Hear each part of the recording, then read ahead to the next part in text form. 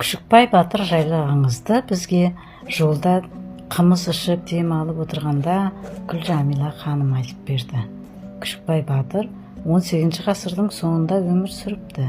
Елі мен жерін қорғаған жас батырдың ерлігі 300-ге мәлім бопты. Руы уақ. 21 жасында шешек шығып ауырып жатқан Күшікбай батырдың елін қалмақтар шауып, малын айдап ауылдастарын құлдыққа кетіпті.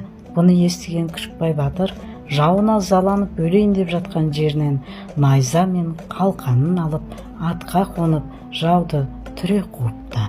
Жауға жетіп, ойсырата жеңіп, ауылдастары мен мал жанын қайтарып әкеледі. Қоныс тепкен жеріне жақындағанда, шешек жараларынан аққан қан киімінің сыртынан жерге таңып тұрған дейді. Ол бұл кезде 21 жаста ғана екен. Сол төбеде жан тапсырыпты. Өзі әлі өмірді көрмеген, жауына ызалы жас батыр жерленген жерде үнемі жел соғып тұрады дейді. Өзі өлсе де рухы ауылдастарын жауға алдырмаған дейді. Жау келе жатса, ауылдың маңы қатты жел болып, жауды елінен беттетпейді екен.